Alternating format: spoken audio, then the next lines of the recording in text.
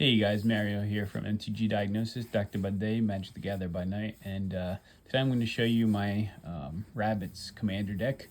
Took me a while to collect the cards necessary for this deck. I needed 21 Hare Apparents, and was able to finally trade and complete and get the 21 Hare Apparents. So let's go through the deck. Basically, it's the commander is Finneas, Ace Archer. Finneas says green and a white for a 2/2 vigilance reach. Whenever it attacks, put a +1/+1 counter on each other creature you control that's a token or a rabbit. Then, if creatures you control have total power 10 or greater, draw a card. So it's all creatures, not just the ones that are attacking. And yeah, and you don't have to, and you can put tokens on everything. I mean, Finneas can attack by itself, and you don't need to put and you can put tokens on all the rabbits, and I'm sorry, you put 1/1 counters on all the rabbits and the tokens, so you don't have to attack with everything. You can just attack with Finneas. So we'll go through the deck, and I'll give you some pointers. So Finneas is a low cost commander.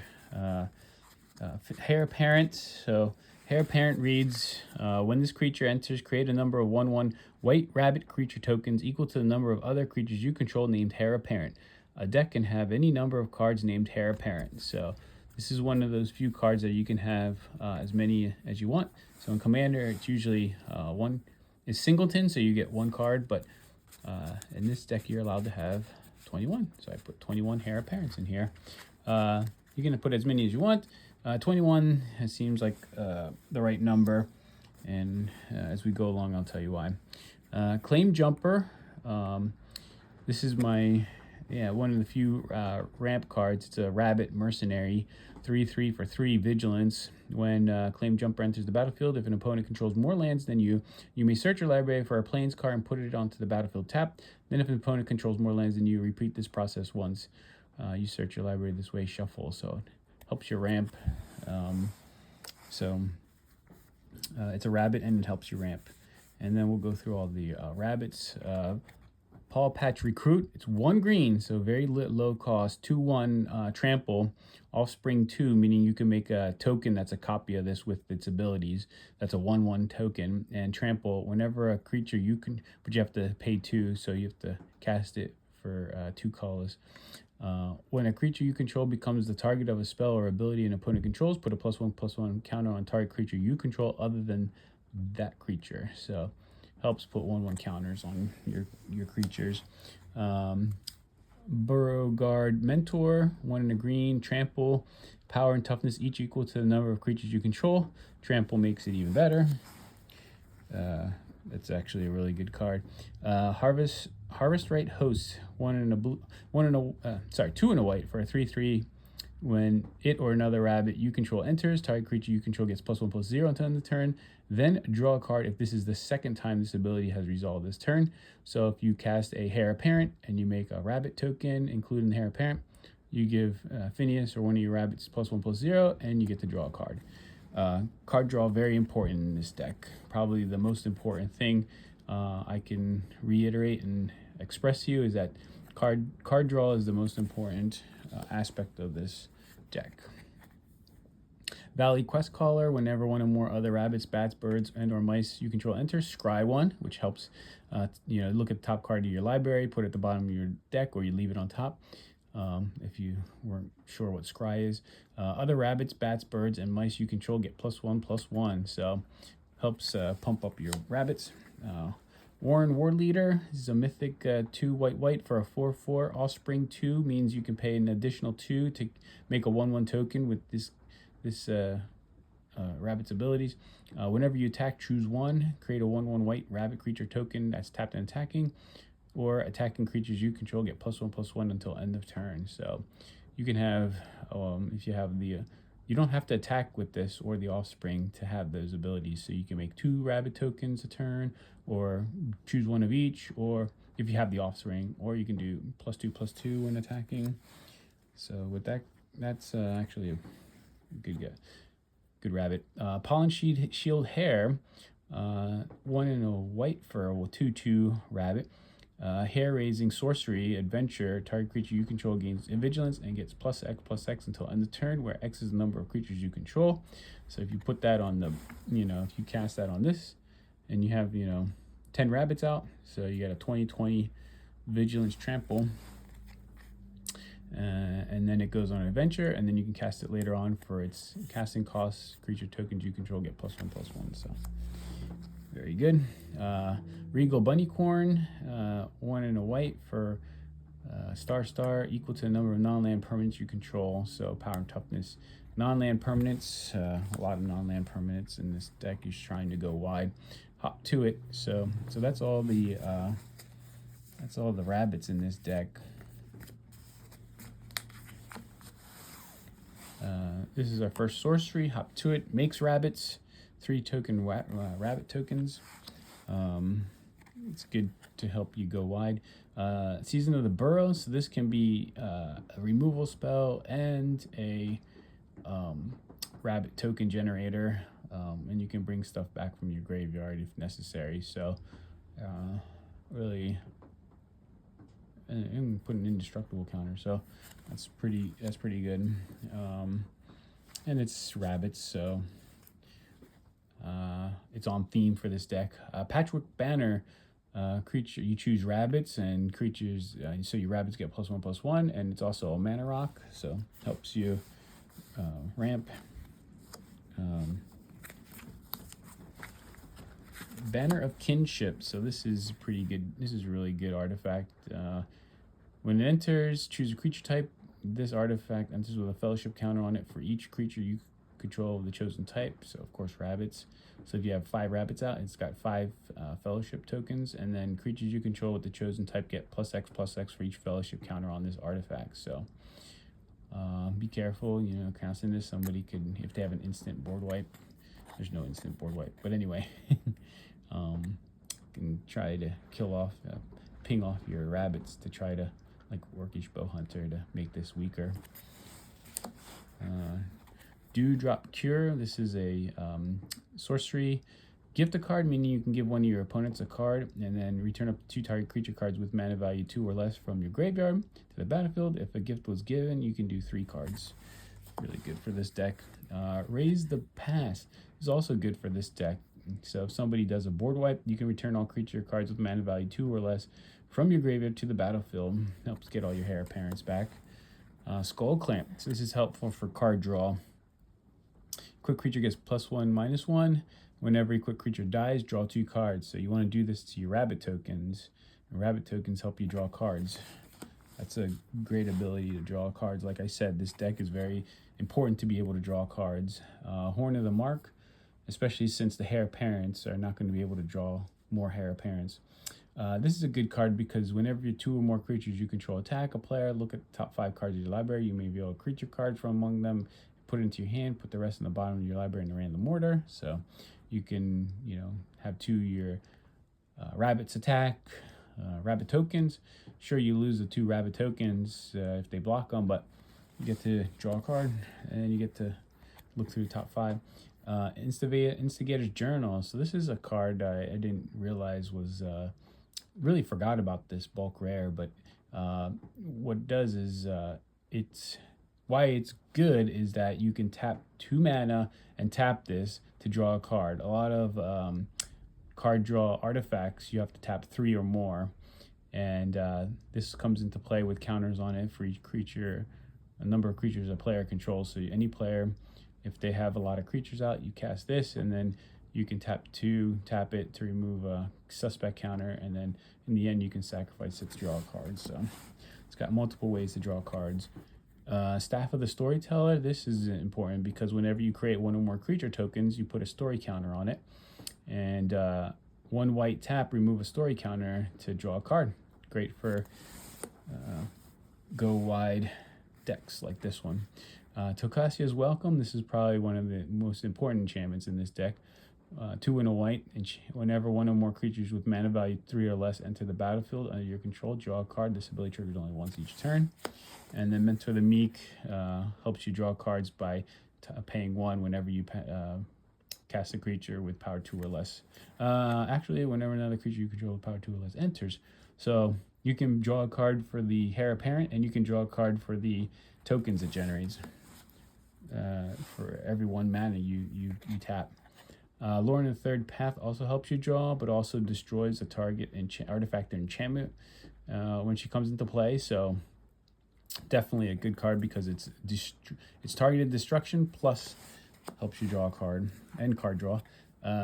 Kutzil, Cat Warrior, not a rabbit, but one of the only exceptions I'm going to make for rabbits because of 2 great abilities. First, opponents can't cast spells during your turn, which is amazing.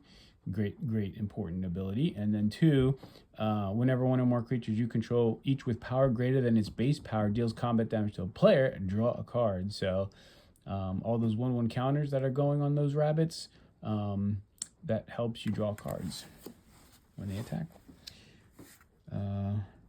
Caretaker's Talent, this also helps you draw cards. The first ability, whenever 1 or more tokens enters, draw a card, triggers only once each turn. And when it becomes level 2, create a token that's a copy of target token you control. And then level 3, tokens get +2/+2, making all your tokens more powerful. Mangara helps you draw. So, and then Camaraderie, 6 to cast. Yes, it's a high casting cost, but you gain X life and draw X, where X is the number of creatures you control. Creatures you control get +1/+1 until end of turn. This could be drawing you, 7 to 8 cards very early in the game, probably. So by turn 6, so very, very good card.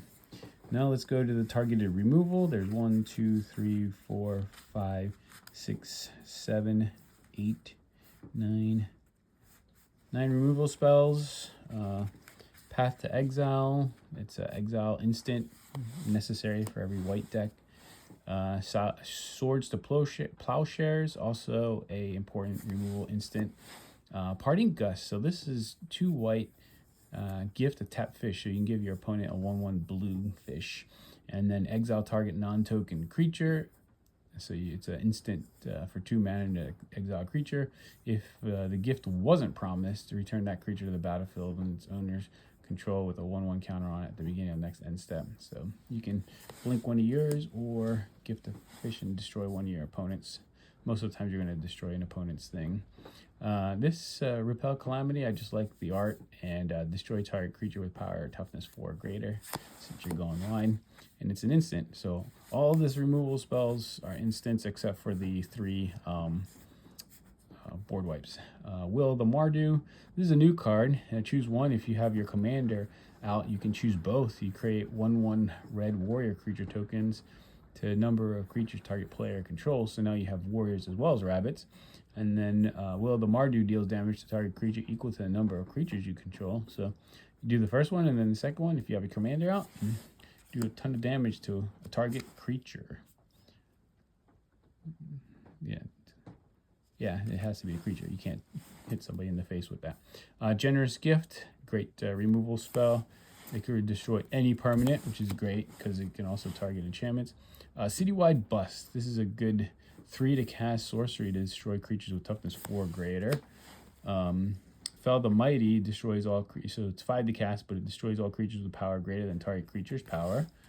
And then Austere Command destroys all creatures with converted mana cost 4 or greater, and either all artifacts or all enchantments. You don't want to destroy all creatures with converted mana cost 3 or less, unless necessary. Yeah, and then this is another newer card, Requisition Raid. It's a spree card, so it's 1 white, and then if you add a white, you can destroy an enchantment, destroy an artifact, and another white, put a 1/1 counter on each creature your target player controls. So you could, cast this for 4, and you're doing all this stuff. So, Celestial Armor. This is to help protect your commander. Flash gives your creature +2/+0 and flying, and the turn it comes to play gets hexproof and indestructible. So very, very good to help Finneas get in and do damage since you have to attack with him to get his ability. or to get the 1/1 counters and to draw. And then rabbit response. So this is a good instant for going wide because all your rabbits get +2/+1. All your creatures actually. If you control rabbit, you get the scry 2. And for the common good, creature create X. So it's XX green.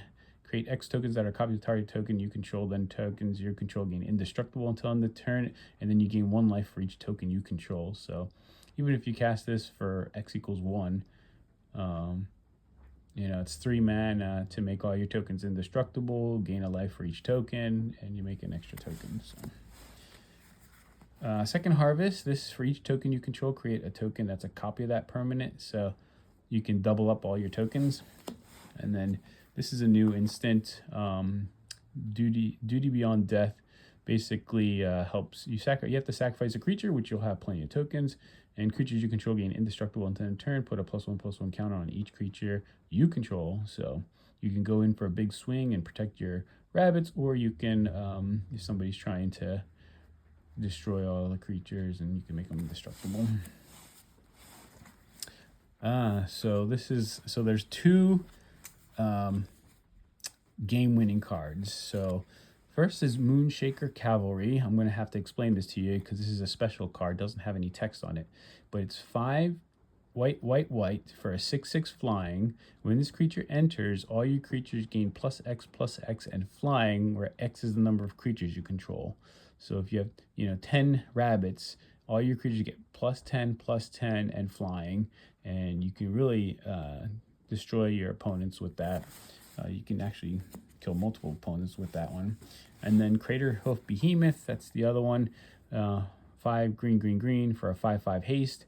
And enters battlefield, create creatures you control gain trample and get +X until end of turn, where X is the number of creatures you control. So giving your creatures trample, very hard to stop that. And then lands, there's 36 lands in this deck. 3 Tree City, because you're making rabbits, helps 2 in a tap. Choose a color, add mana of that color equal to the number of creatures you control that type. So of course it's good for rabbits. This Lupin Flower Village, you can spend white to cast creatures only, spend colorless, or sacrifice this to look at the top 6 cards and get a rabbit from among them and put it into the hand.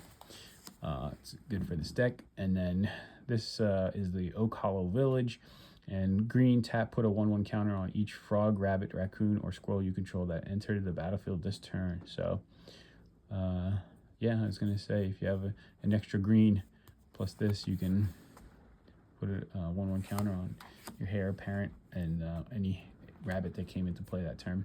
Command Tower, of course, Windswept Teeth, that's a fetch land. Minas Tirith draws a card, activate only if you attack with 2 or more creatures this turn, which should be easy to do. The Shire, tap and untap creature you control, create a food token. So making tokens there. Petal Grow, Blossoming Sands, Lush Portico. This is a newer land. It's a surveil land.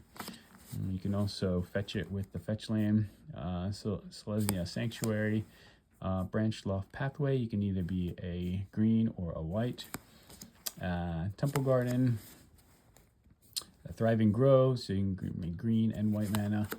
Brushlands, green or white. It's a pain land, so you take a damage whenever you tap it. And then you have 1, 2, 3, 4, 5, 6, 7, 8, 10, 11 plains, and 1, 2, 3, 4, 5, 6, 7, 8, 9, 10 forests. So that's in summary the Finneas Finneas H. Archer Rabbits deck. Finally got the Heir Apparents to make this deck. It's a lot of fun. There's no game changers in this deck, so this is not like a hyper competitive. It is a great way to have fun, and it wins every once in a while. You go wide, you play a Moonchaser Cavalry or a Crater Hoof Behemoth, and all of a sudden you're winning. You won the game. So it can come out of nowhere. And like I said, the most important part about this deck is the card draw. So if you have any recommendations for better card draw, let me know. I'll put a link in the description to the Moxfield description of the deck, and thanks for watching. And then, like I said, 21 hair apparents do take a while to collect. Hair apparents are going for like $4 a piece right now. Why? No, it's a common card, but it's very hard. It's very hard to find. So, and now I have a question for everybody. If so, I have the commander decks from Tarkir Storm Dragon. So I'm gonna leave it up to the comments section. So in the comments section of this video, let me know which deck you want to see upgraded. So Jeskai Striker, cast extra spells, flurry spell effects, Abzan Armor, play defenders, toughness, turn toughness into power. That sounds interesting. Temur Roar, Rant Mana, summon dragons. Another dragon deck, very powerful. And then Sultai Arisen, fill the graveyard, return with zombie druids. And then Mardu Surge, make attacker tokens, sacrifice them for value. So let me know which deck. Personally, probably Mardu, probably the Temur Roar, Abzan Armor, or the Sultai Arisen. Those three, these three probably are my favorites. So don't forget to like and subscribe, and don't forget to write in the comments which deck you would like to see me upgrade on the next video. Have a good night. Bye bye.